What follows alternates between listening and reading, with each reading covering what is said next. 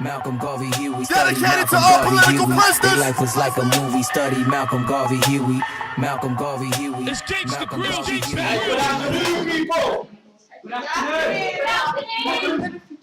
Yo, listen, I don't know if you guys are tired or whatever, but I'm saying good afternoon. I can't hear you. You sound dead in here. Good afternoon. That's what I'm talking about. You know what? The group I had before this, I thought they were good enough. I thought they was dead. You guys have got powers. I like that. So, my name is Axel. Thank you ever so much for joining us. I know you have no choice because you're at school. I represent an organization called the House of Qatar, aka Pepfar Qatar. As I said, we're here today to talk to you about the black excellence in science, space, and invention. Now, before we get into it, as I said, you've got your own sheets with some questions on which you're going to be able to kind of follow on with and answer throughout the day, throughout the session. I am going to be collecting them up at the end, so please don't think that you're going to be able to get them and not doing them, because if you don't, you're not going to learn. What's the point, eh? Again, before we go too deep, I also have some other questions for you to understand a little bit more about what you guys understand and what you guys know, so we can kind of be specific about what we touch on and what we learn. So my first question for you beautiful people is, looking around the room, looking around your peers, looking around your people, what is it that you all have in common? We're gonna go with show of hands, if that's cool. We can all speak. We can all speak. What other commonalities have we got as we're looking around physically? We all got hair. We have all got hair. Any other things that would tie us together on a more basic level? We are all humans. Anything else? We do all have to cut our toenails. So I was looking for something specific, but we'll touch it. Very close. Very, very close. Did you say jeans, yeah? That was close, but not quite the answer. So we're going to touch on it after. We've got quite a bit to go through today. So the next question I've got for you is, what do we all have in common? Where do we all come from? Earth is a perfect answer. Mother's womb is actually the best answer you can get, because there is not a single person in this world who comes from anywhere other than inside their mother's womb. That's a great answer, but not the answer I'm looking for. If we're talking about somewhere on the map that we could point to, where could we trace human origins to? Do you know? Perfect answer. So we know that one. That's absolutely fantastic.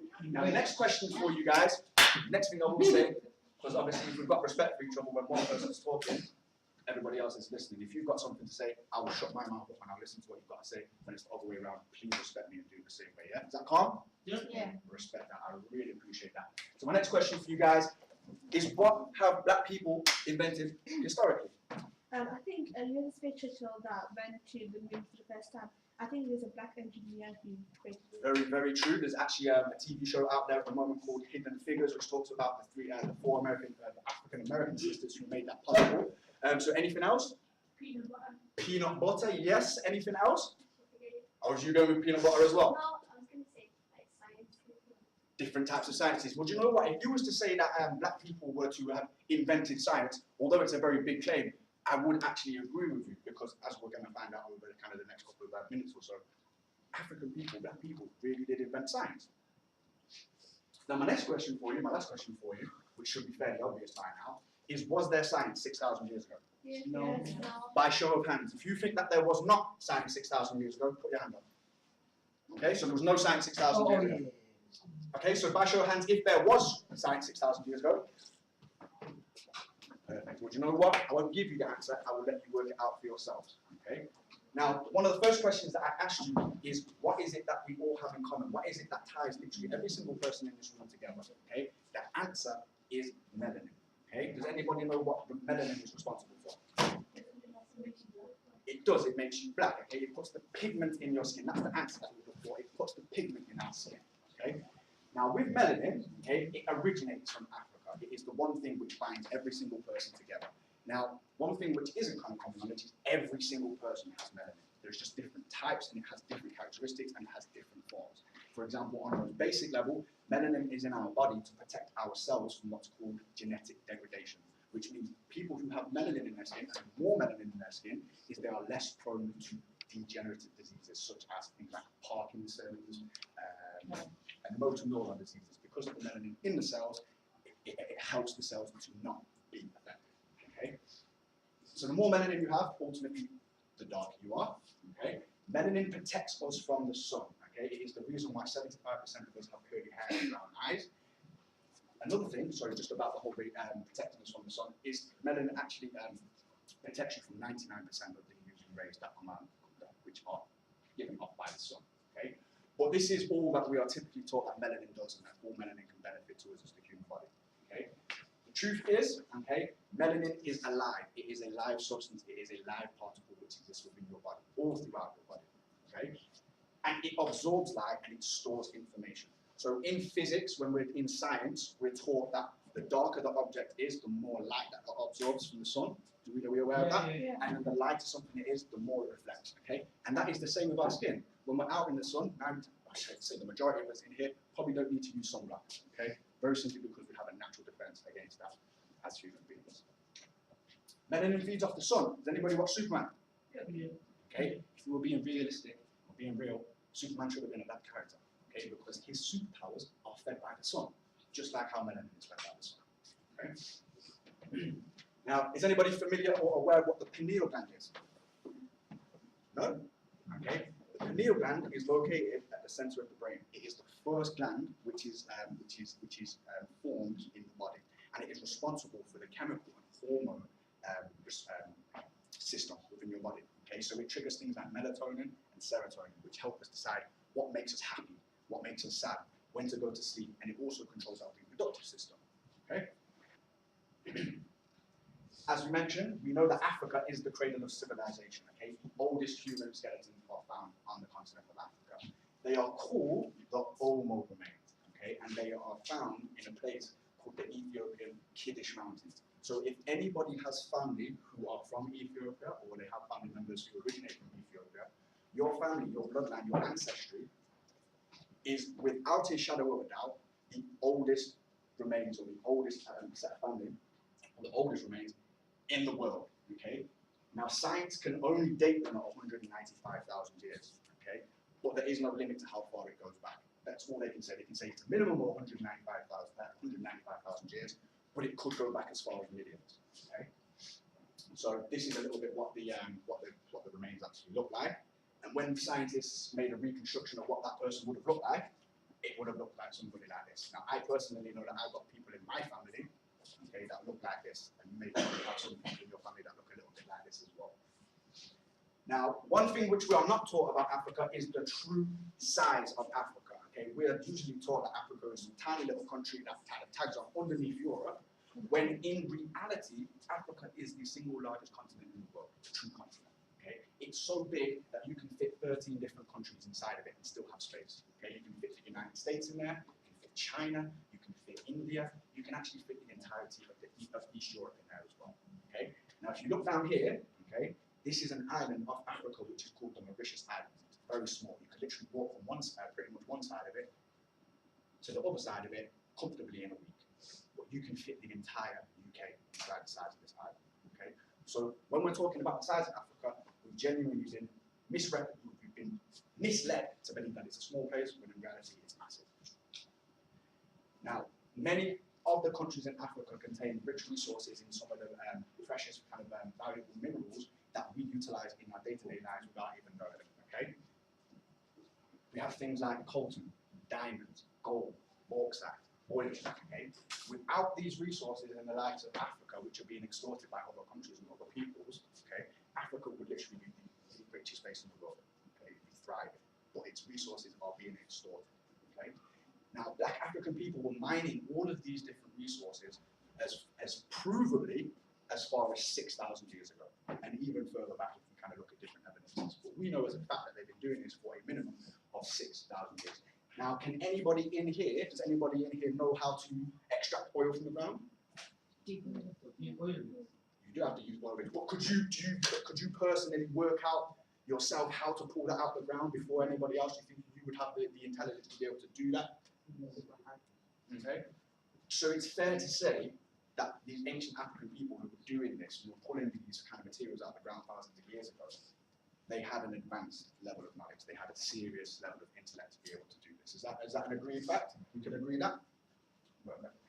One other thing as well, anybody who has any type of like a PlayStation, a TV, an Xbox, if it wasn't for this substance here, this material here called coltan, even your mobile phone, it wouldn't work, okay?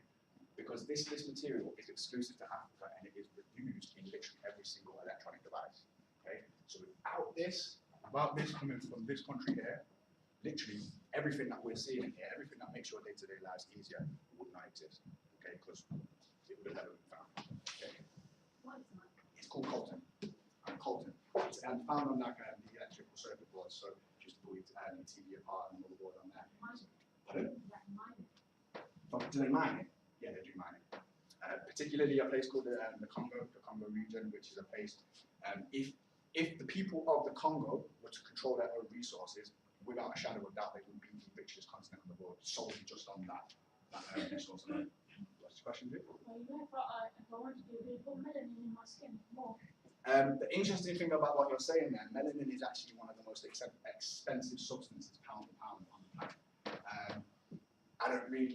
We don't have the time to go into it, but in short, yes, you would have the ability to do that. You can actually buy it in pill form and capsule form, you can have operations. Very rich people, eccentric people go out of their way to have these operations. So be black. You could be black. But remember, what makes you black? Your skin color doesn't make you black, because black comes in all different types of shades. What makes you black, or what makes you African, is the culture and the way and the lifestyle in which you lead your life. Okay, very, very simple. It's the culture in which you're part of. Skin color just makes you a part of something. What is the culture that makes a person individual? Okay. So, has anybody ever seen a map looking like this before? Yeah. So, what, you've seen a map upside down No, like this? no. Okay, see? The idea and the notion, okay, that north should be at the top of the map has only existed for around 2,000 years. Okay? Before that, east was always at the top. Has anybody got any ideas as to why they would put east at the top of the map? Is it because of the northern and southern divide where the richer?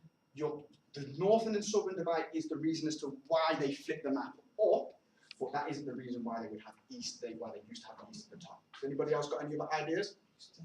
Miss? That's correct, yes. When we're dealing with these ancient civilizations, a lot of them religiously would look at the sun because they were growing crops. So if the sun didn't come up, their crops wouldn't grow, and therefore the sun was like their god. Okay? Very much like it pretty much is still today.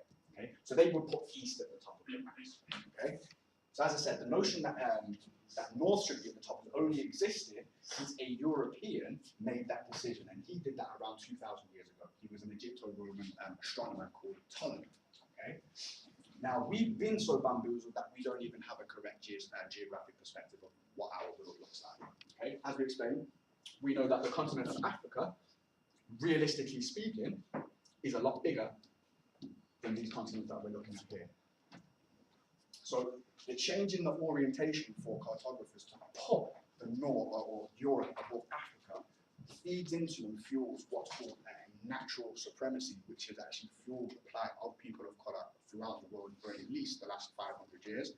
So these little tiny things which we think don't matter or not important or not interesting enough to know are the very kind of weapons which are used against us as ways to kind of demean us as people. And I'm sure it's fair to say that nobody in here wants to be demeaned or belittled by any other people. Is that right?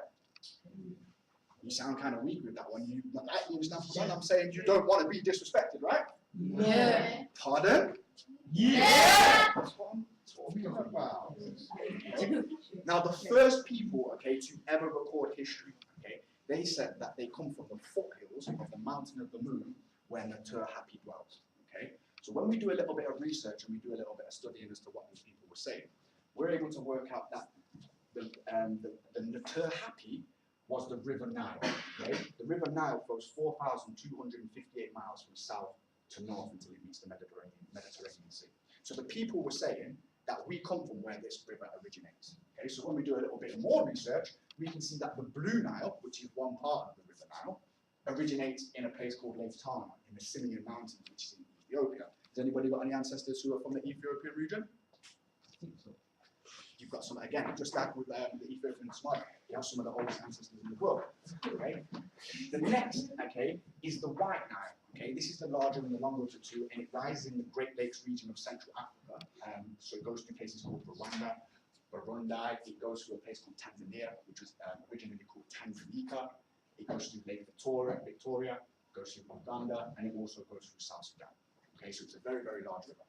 Now these two rivers, they meet just north of the Sudanese capital of a place called Khartoum, and they continue to flow north until they reach the Mediterranean Sea. Okay. Now, what's really interesting is when we look at the indigenous native names that the people would give these mountains where these rivers originate from, is the people would call them the mountains of the moon. So when we were saying first people come from the foothills of the mountains of the moon, what this is doing is telling us exactly who the people were, okay, and exactly where they come from. Okay. Now, these people here, who we've just been talking about, they were called the Nile Valley Civilization. Has anybody ever heard of the Nile Valley Civilization before, or know what we call them in more common terms? No? Anybody would like a guess? You must be cheating. You must be cheating. Well, that is correct. The people of Kemet. Okay. Now, the people of Kemet, to us, typically, or as we most commonly know them, are the people of Egypt. Now, before we get into this, what would you say the people of Egypt are most famous for? What are the people of Egypt known for giving us today? Go on, because you started. So we've got Pharaoh and Pharaohs. The pyramids. Anything else? The Sphinx. Anything else? I'm going to pick on one of the sisters after this. What's that? Hieroglyphics. Is there anything else? I'm looking on this table here because you're kind of quiet. Anything else that they come with? We've had pharaohs, like the mummies. Perfect answer. Okay. So all of these different things we associate with Egypt, but that isn't everything. Okay. When we're talking about the level of intelligence or the level of advancement within a society, we have to look at all the different things that they would do on a day-to-day basis. So with the people of Egypt, let me just explain this. Kemet means black community. Okay, the people of Egypt called themselves the Ramech. The Ramech means the original people. So you can see with the way that they were describing themselves that they believed that there was nobody before them. Okay, they called Egypt or Kemet the black community. So when somebody says, "I'm part of the black community," what do you think that they're trying to tell us? That was with the Ramech with their name. But when they're saying that they're part of and they come from the black community, what are they trying to say? That's it. So what they're saying is that we are black people. So we're talking about people kind of 6,000 years ago who were associating themselves with their skin color and they were kind of naming their area after it. So we can never ever allow for any other culture or any other people to be able to tell us who the people of Egypt were. So it might seem obvious to us that they were brown or black people, but there are people out there who will try to tell us that they were when we can see the evidence for ourselves. But as I said, hieroglyphs is one of the things which the ancient Egyptians or the Kemites, the Ramech, came with. Now we call them hieroglyphics, okay? But is anybody in here Greek? Is anybody in here Greek? Anybody Greek? You're not Greek. I know you're not Greek. Okay? So why would we be using another culture's language to explain what our ancestors provided to us? Okay? The hieroglyphics in African language is called Medu-Neter. Okay? And we're going to talk a little bit more about the Medu-Neter a little bit later on. But the people of the black community, the people of Kemet, the Ramech, they were the first to come up with reading, writing, and mathematics. Now, I'm sure you will agree with me, it takes, again, another specific, a very high level of intelligence to be able to create a complete writing system. Yeah? Does anybody in here think that they could make a writing system? You probably could. Probably could with all the help that you've got, but imagine being the first one. Very difficult, right? Same with the likes of mathematics, okay? Now, mathematics actually goes a lot further back, okay? Mathematics goes back to at least kind of 100,000 years with something which is called the Ishango bone, okay? They found a monkey, a baboon bone, which had markings on it, which was counting the amount of days, which went into a week, which went into a month, and it was recording the female menstrual cycle. So it might not sound beautiful, but what we have there is an example of advanced mathematics. Not only are you counting, you're also taking note of the stars, and it's also your body as well. So all of these different things that are being taken into account. With the early examples of reading and writing with the Medu-Neter, okay, we actually have the prototype or the script for the development of every other language that we speak today. Okay, so you notice that I called it the Medu-Neter. What does neture sound like in English? Yeah, come on, guys. Nature. All at once, what's it sound like? Nature. It. So what we're dealing with here, okay, is when we're dealing with the hieroglyphs, although we see different pictures, different images of different kind of birds, animals, and signs and stuff, we're actually dealing with the original script with the semblance or similarities of things that we're still speaking today. Okay. The next thing is astronomy. Okay, who reads their horoscope? Okay. Yeah. Okay, if it wasn't for the people of Kemet, the people of Egypt, okay, who were the first to document a complete astrological cycle, we wouldn't be able to know who's a Leo. We wouldn't know who's a Capricorn and a Virgo and all of these different things. Now, what's interesting about this, yo, guys, what's this about one person speaking and everybody listening? I can't even hear myself. Is that all right? Is that calm? So I can't see, bro. You can't see at the bottom. My bad. Can you see now? That says astronomy. Oh, yeah. Okay. Now, the really interesting thing about astronomy, okay, is one cycle of the system which we see takes 26,000 years. Okay. So remember, writing has only been around for 6,000 years. So for 20 years, so it's 20,000 years before that, people were passing on this information via mouth. Okay. Now, for you to know the cycle of the stars, you have to watch them once for 26,000 years to realize the full cycle. You have to watch it again to realize that it's come back. And you have to watch it for a third time to establish that there's a pattern before you can say that this is definite and this is a fact. So African people have been watching the stars and passing on this information via oral tradition for a minimum of 70,000 years. Okay? So I'm sure you'll agree to be able to keep such a tradition, to keep such information going for so long, requires a certain level of information or intelligence. Yeah? See an hieroglyphics there. See the second one. It looks like a aeroplane number. It does, okay? And I put these on there specifically. I put these glyphs on here specifically because a lot of people like to believe or they find it easy to believe that the people of ancient Egypt were associated with aliens and spacecraft and flying different objects and things like that. The truth is, they were not, okay? There was no aliens. I personally don't subscribe to aliens. I don't believe that there is enough proof for them. But what we have here, okay, is kings would be in competition with each other back then. If you built yourself a massive palace and then, let's say I was born after you, yeah, but I didn't build a palace as good as yours, I'm just going to put my name on your palace. I'm just going to take your work. That's mine. So what we've got here is one king put his name over some other name. Okay, so coincidentally enough, it does look like the different glyphs. And if I had more time, I'd pull up the glyphs for you and I'll show you how they match together and show that we know that there was no UFOs. So what else have we got? Like we said, the pyramids, the Sphinx, okay? First examples of people using concrete, people being master stonemasons, okay? We've all heard of things like the Masons and things like that. Yeah, the Freemasons, okay? All of their rhetoric, all of their practice, and all of their principles were taken from concepts which originated in Africa. If you ever see a Mason, they wear this like workman apron when they're in regalia. That is the same regalia, the same garments that people of Kemet were wearing when they were going out and doing the building. Okay? So again, without the people of Egypt, we wouldn't have things like concrete and all of these big megalithic structures. Jewelry. Who wears jewelry in here? Yeah, everybody likes to accessorize. Everybody likes to get blinged up. I like that. Okay. If it wasn't for the people of Egypt, the people of Kemet, we may not know jewelry as it is. Okay, they were making jewelry up to 6,000 years ago. So here are some of the examples of the jewelry which we can see. You can see a sister who's been painted up on the walls here. She's got a thing in her hair there. You can see that they took time in their appearance. It wasn't just something that they woke up each day and they were trying to survive. They consciously made an effort to kind of get together for social gatherings and meetings. If anybody's ever familiar with the people of Kenya, the Maasai people, okay, this is a type of piece of jewelry that they still wear today. Okay, have you seen the people before? The long, they jump up and down, they got these on. Never seen them? Yeah. Well, they've got silly up there. Then. What else have we got? So hospitals and universities. Who knows when the first hospital or university existed? 1856. Do you know why? That would be right if we were talking about modern standards. The truth is, in reality, the history of hospitals goes back as far as 5,000 years. Okay, you know that Egypt is famous for the amount of temples and the different variations of temples that you can see.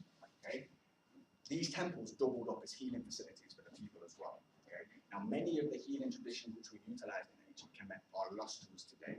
It is said and it is taught that they used to heal people via sound and music healing, so music therapy. Okay, are you aware that everything that exists in this physical world is built up of a vibration? And the reason that it appears different is because it vibrates at a different frequency. In simpler terms, when you are healthy, when you are well, your body puts out a certain vibration. When you're sick, that vibration changes. the people of ancient Kemet knew this, and they would make sounds, and they would aim that sound at the person to correct that frequency. Okay, so again, we're dealing with an advanced type of healing, an advanced type of technology, which we're still not dealing with today. We can't even make the pyramids today. So it would be silly of us to stand here today and say that the people of ancient Africa or ancient Kemet were not genius, because they're doing things that we cannot do today. Okay. Music, who likes music? What music do we like? Reggae. Reggae, that's my beat there. Anything else? What else do we like? I like reggae. What, only everybody likes reggae in here? We only listen to reggae, we only like pop in here? Hip hop, yeah? Anything else that we like? Indian songs. Yeah? Ambitious. Yeah? Okay. Now, ultimately, too late now. If it wasn't for the people of Egypt, if it wasn't for the people of Kemet, see, I'm going to be saying that a lot because I love my ancestors. I love everything that they did. If it was not for the people of Kemet, that black African people of Egypt, we would not have music as we know it today. Very simply put, they were the first people to create string instruments. Okay, they invented the harp. Okay, they were notoriously huntsmen. Okay, so hunters. Okay, but when they were letting go of their bow, they realized that the string made a sound. So they coupled up the strings, and they were able to play it. Okay, when you turn a harp on its side, you've got yourself a prototype piano. Now, if you know anything about music, the piano or the notes that the piano made are literally irremovable from music. Okay, without it, what we know today as music does not exist. Okay. Also, the people of Kemet were the first people kind of socially gathering together for parties and things like that. It's the first evidence that we see of people turning up and getting wavy. Martial arts. Does anybody in here do any type of martial arts? Yeah? Just you two? Is everybody in here just not know how to defend themselves? I did. What if you're walking home and somebody attacks you? What are you going to do? Just, no, this is general. Hold on, guys, yo. You said knife. You're an idiot. You're an idiot. You're an idiot for that. That's real talk. But to the sisters, real talk. What if you're walking home and somebody attacks you and you don't know how to defend yourself? It's a dead serious question. What are you going to do? Do you know what? Obviously, I'm not your parent, I'm not your people's, but I would recommend that you ask your parents to get involved in martial arts. Unfortunately, we do live in a world where not everybody is our friend, and we can't trust everybody. So if you can't defend yourself and you're put in a position where you could be in danger and you don't know what to do, you don't know what to do. Okay? The reason that I mention martial arts very, very simply is typically we are taught that martial arts comes from Japan, from China, from from ninjas. Okay? The truth is, even the original ninjas say that you can't be a ninja if you don't have 1/8 black in your blood. Okay, so the original ninjas were black. In fact, when you actually look at the original Buddhas and the original deities that these people were honoring, you will see that they have what's called negroid features. And when we're talking about that, we're talking about the big nose, okay, forehead, these type of things. So that's the type of things that they were seeing in the original kind of Buddha statues.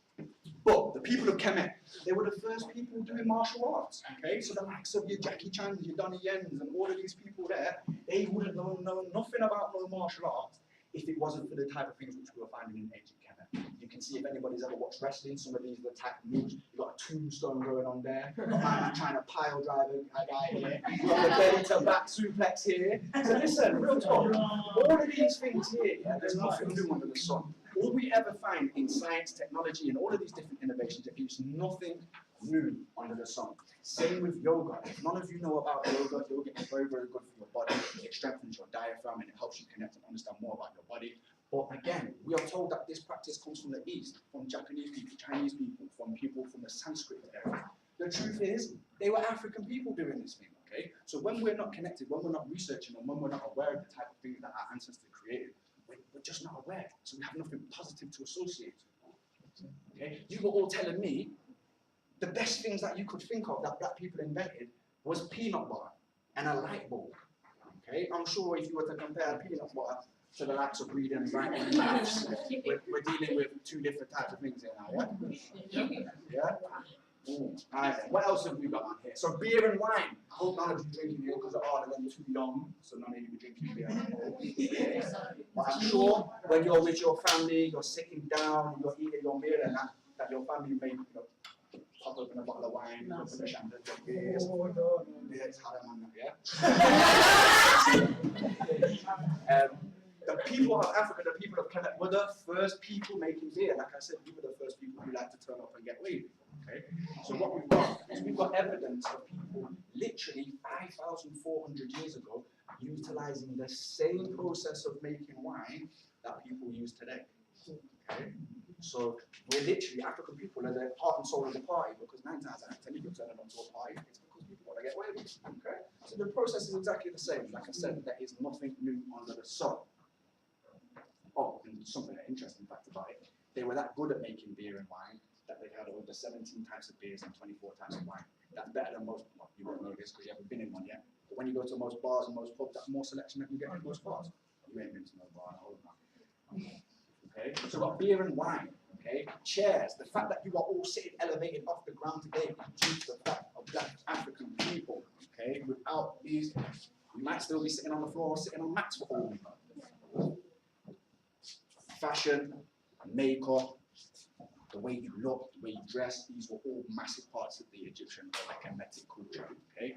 Just like when we're walking through town today, if we saw somebody who was dressed in overalls, we would automatically assume that this person does what? That was a question, it wasn't rhetorical. If you see somebody walking down the street and they're wearing overalls, what? A builder, an engineer, there will be some type of workman or craftsman. And this was the same thousands of years ago. Okay? Certain people would wear certain things which would help them stand out from the crowd to help people know what their status was in society or what they did. Okay? So Africans were the first people to come with combs. We were the first people dealing with personal vanity, dealing with creating styles like this. Look, listen, we get told that modern like salons are modern day things. We got a sister sitting down here getting her twist did right there, and she's sipping on her tea. She's got a mirror in her hand. Okay? Concepts of beauty and beautifying yourself and accessorizing yourself is a concept which comes from Africa. Okay? Dreadlocks, one of my favorite. Obviously, I've done the dreadlocks myself. Again, an African concept, as you can see. Okay? But you know what? Just with dreadlocks, we get told that Vikings invented dreadlocks. Okay?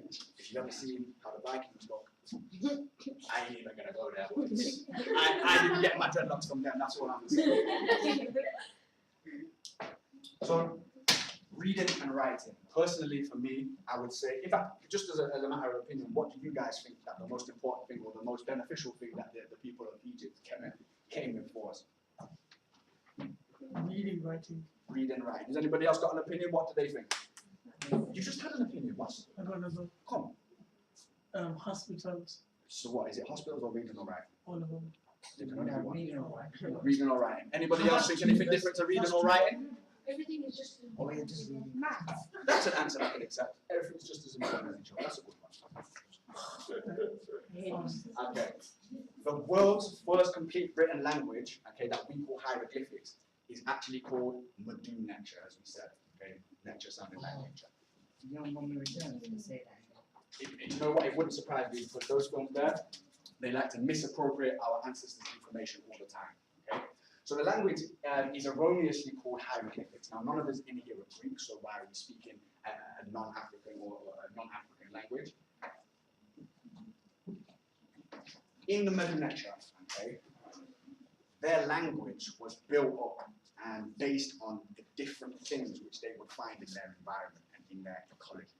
Okay? So they would use things like images of birds, they would use parts of the body, they would use different pieces of road, trees, all of these different things which you will find in your natural environment. Okay? And they would be split up into the amount of sounds that they made. Okay? So they would have a uniliteral, which is, for example, like an A. An A is a uniliteral, it just has one syllable.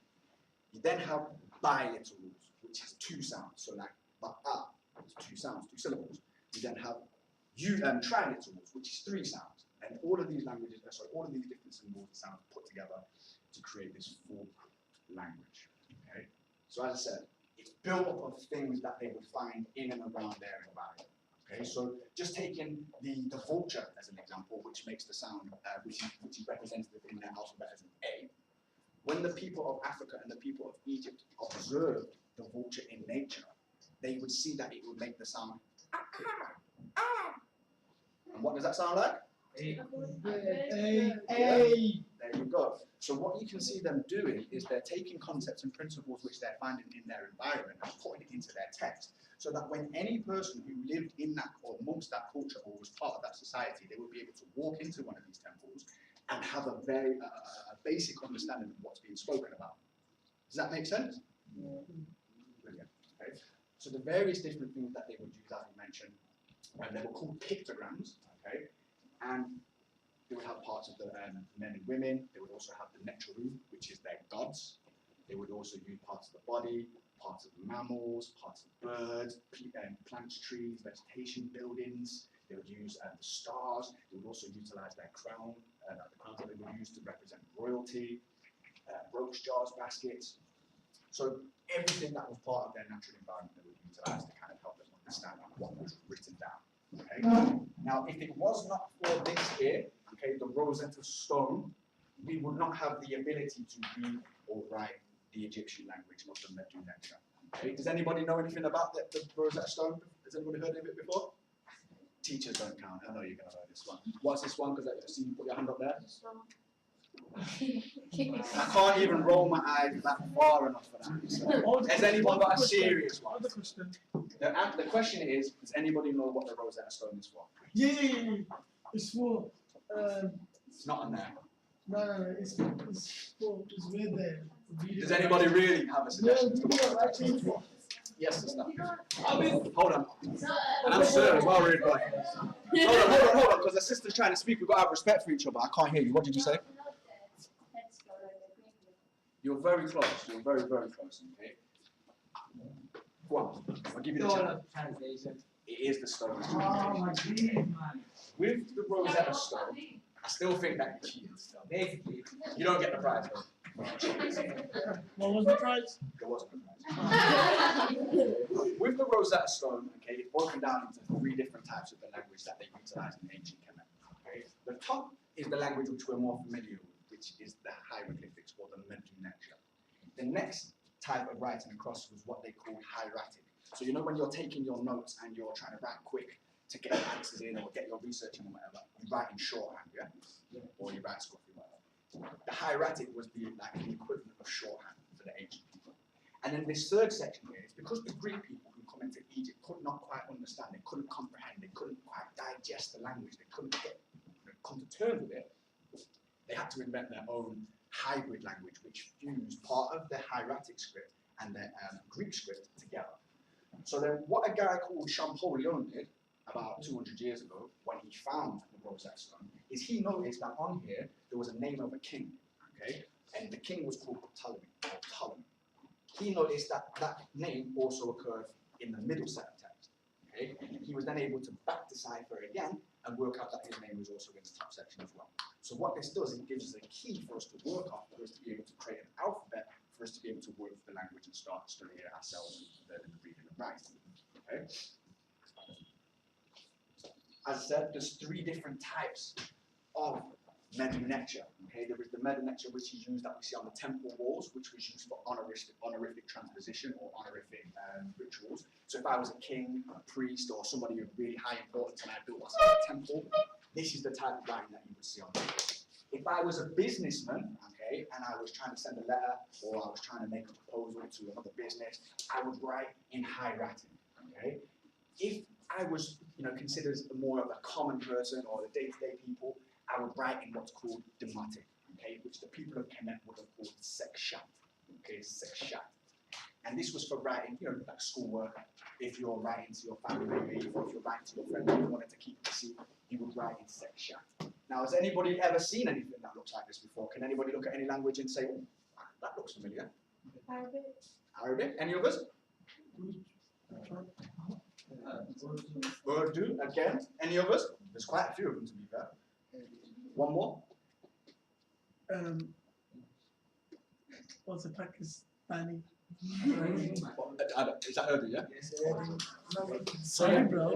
As I mentioned to you kind of towards the start, the Medu Neter is the first complete script which acts as a script or the basis or the structure or the blueprint for pretty much every other language that we have and that we're using today.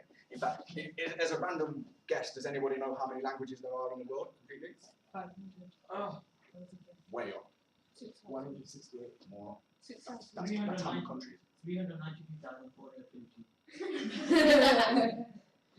Any other guesses? 6,000. Very close.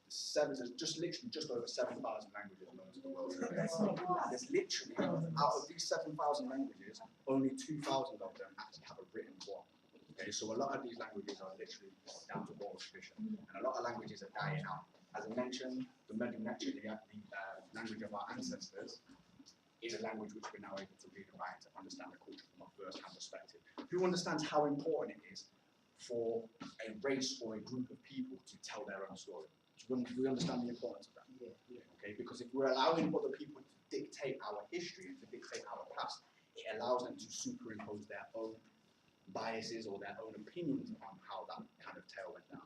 Okay, but when we're reading and writing the languages for ourselves, we can say, nah, that didn't happen. Our people weren't slaves. Our people weren't this. You know, our people did a lot more than this, etc., etc. Okay. With reading and writing comes paper. Okay. Does anybody have any idea what people were writing on before people were using stone and paper? You can't answer the question. You know this. You're a science teacher. You know this.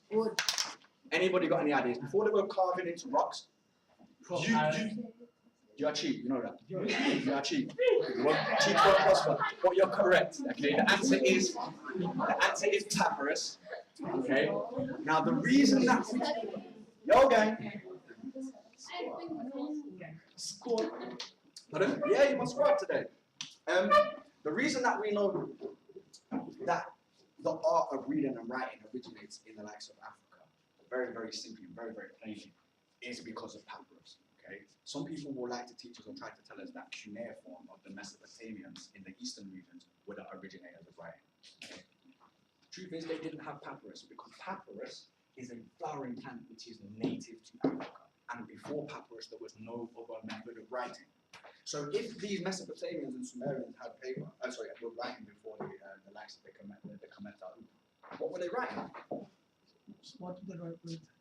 They didn't until they developed the process which they found in Egypt of the clay tablets. Okay, they utilized clay tablets. So what did they write with? Oh, what they would write with is they would, you see these, they would cut the plant down, it would be a bit like bamboo, so it would be quite rigid, so you could use it just like you would with a pen. They would use different dyes that they would make. Some things have been found to have been inscribed in blood, which could have been like pig blood, cow blood, or anything along the lines. But papyrus, without papyrus you have no paper and therefore you have no reading or writing. Papyrus was very, very versatile. They were making things like boats out of it. People of Egypt were the first people to use boats with actual masts and that were directed by the wind. You've got ropes. People were even making the Holy Jesus 9000s, the sandals there. Papyrus was a very, very versatile material. They were even sleeping on it, make blankets out of it. Very, very versatile. Again, just some proof backing up the point that we're making here.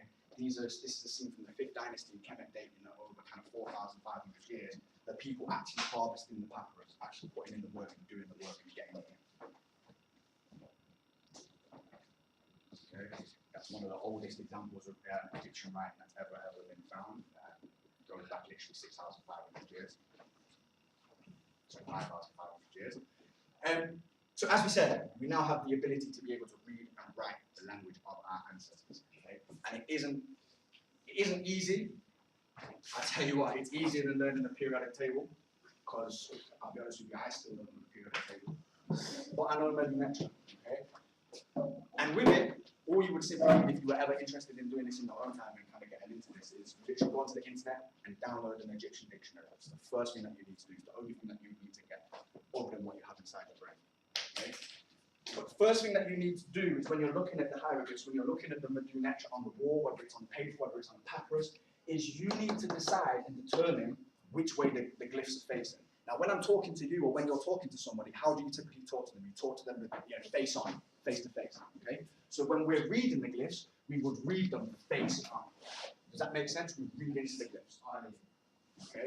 So that's the way that we read them. Because you can see that the human who's in here is facing that way and the bird's facing that way. Okay? The next thing that we would do is you would utilize the dictionary that you had and then identify the different signs and write down what each individual sound would make. Okay? So with this, we've got the swallow, which makes the sound word. The next, we have this here, which is a su plant, which makes the sound su.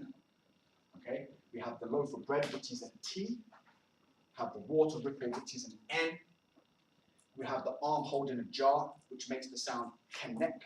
Okay, so already we can see that they've utilized the 3 different types of symbols that they would use. Okay, there's the bilateral, the word.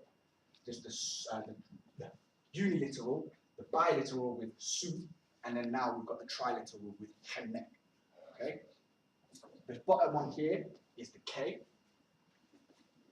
We've got the sound for A. The wooden chisel, which is connect. P, T, H. We have what's called a determinative, which represents a human being. And then we have these 2 symbols here, which represent S. Okay? So the next stage that we will go through, once we've worked out what these individual sounds mean, is we then have to work out what order they go in. Because just like when we're writing in English, we can't just write down a bunch of words and hope that they make sense. Okay? You're not just going to write down entries from the dictionary and send it to somebody and hope that they're going to make sense of what they're saying. Okay? So what you do is, using your dictionary that you downloaded, is you very simply group the signs into things that make sense. Okay? This is why I'm saying it really doesn't take any genius.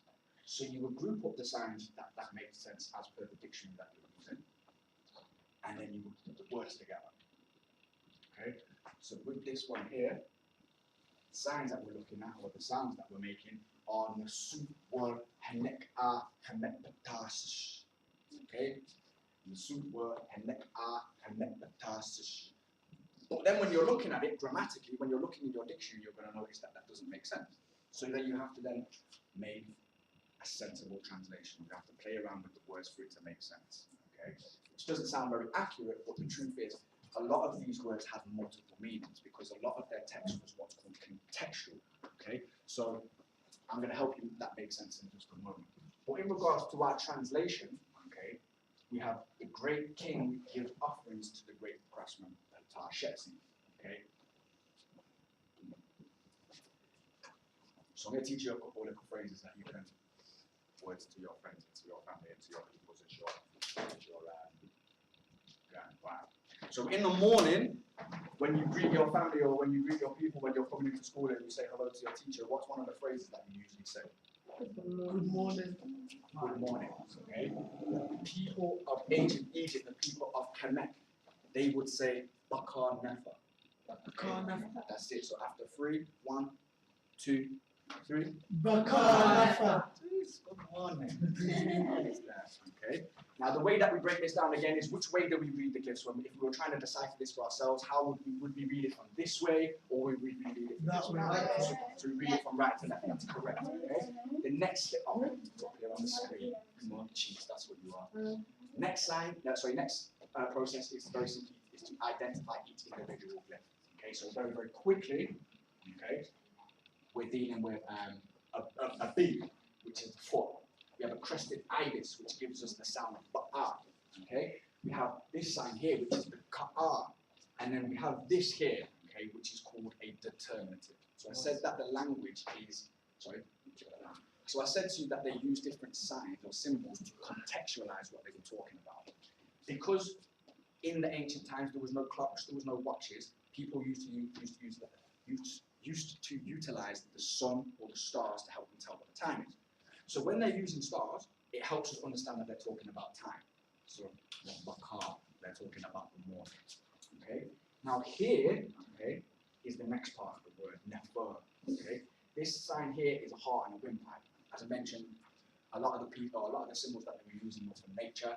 You know, these guys carving up the bodies basically to find out what these things look like. But nefer means good. It means beautiful. It means everything that is great. Okay, so if you wanted to impress your Valentine's, if you've got a Valentine's today, I don't know if you're too young for dating and everything there. But if you're dating and you want to impress your partner, you say you are nefer or you're looking nefer today. Okay, that means she's beautiful. Pardon? If she slaps you, then you probably didn't have the basis to say that to her in the first place. And it depends what you say before and after that counts really. So when we're introducing or we're saying hi to our peoples in the morning, what do we say?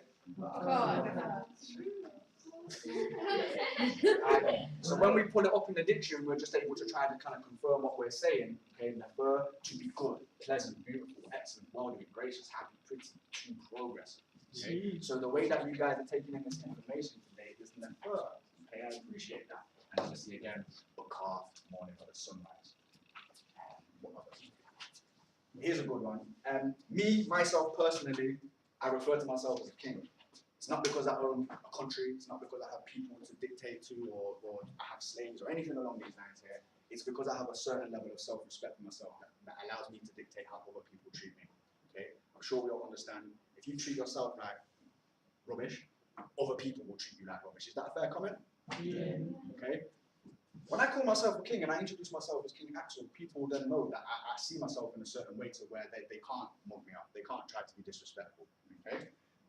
So I implore you guys, we'll deal with boys first. As men, as boys, you want to grow into men. You want to be respected. You want your people to respect you and to treat you fairly, just as you would want to treat them. Okay? Our ancestors would call themselves kings. Okay, kings of their own dominion. And the phrase that they would use is the nasut biti. Okay, we've seen this sign already before. Okay, we've got the supan, we've got the T, we've got a B. Okay, a B was very, very important. Not only does it obviously, just like it does today, it pollinates plants and helps us obviously stay alive, but the B was a very honourable and royal symbol. Okay, in fact, you know how we have like the Medal of Honour in war today? Okay, if you were like a courageous warrior back in the day, you would be given a B symbol. Okay, you'd be given a B badge. Okay, so the word to refer to yourself as a guy, if you want to command respect and be treated with a way that allows you to be respected, is we call ourselves the nasut biti. So boys, after the count of 3, when you want to be treated with respect by your people, you call yourself the 1, 2, 3. You know what? I'm unconvinced. I'm unconvinced that you believe that you're kings. 1, 2, 3. I'm kind of scared to stand here, guys. Okay. Now, sisters, I genuinely, yo gang. Sisters, I speak to you specifically.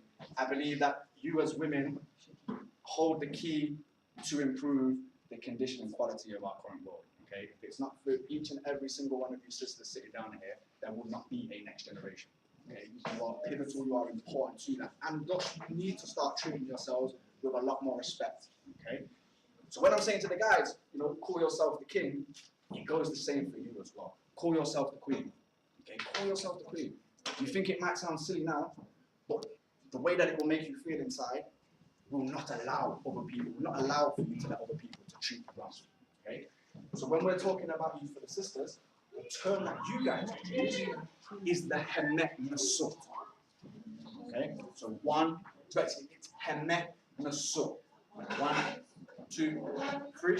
Hemet nasut. So I explained to you that when we're dealing with the text, it's contextual. So sometimes different words would mean different things. Okay? Here, it doesn't really make much sense. It doesn't tell us that we're talking about a woman. But this here is a sign called a determinative, which helps us know that we're talking about a woman. Okay? Are we? Now you guys are staying today. Yes. What? How long have we got? How long have we got left? 3 minutes? Huh? 30 seconds. Oh snap! I tell you what, guys, you got any questions? How are You you? feel disrespectful? You said no. What's your question? What? How do you know the whole lot? The whole language? Do you know all of English? That's my question that I'll ask back to you. Okay. Do you know every single word in the English dictionary? Every single So what does discombobulated mean? computer. Wrong. Discombobulated. It means incorrectly constructed. Now we have completion. But no, the answer to your question is ultimately no, I do not know all Medu Netra. I still need a dictionary myself. And the very honest answer is nobody, even standing here as an English teacher, you do not know the full English language. There are over 200,000 words that have been made. Where am I from? I live in England. My family is Caribbean. If you have Caribbean ancestry, it instantaneously ties you back to the continent of Africa. So whenever people ask me, the answer is I'm African. You can't escape the culture, you can't escape the history. So guys, Peace and more power. Thank you ever so much for your time. Malcolm Garvey Huey study Dedicated to Malcolm all Garvey political Huey. prisoners. Their life was like a movie. Study Malcolm Garvey Huey. Malcolm Garvey Huey. It's Gangsta Malcolm Grill, Garvey Gangsta Huey. Grill, Their life was like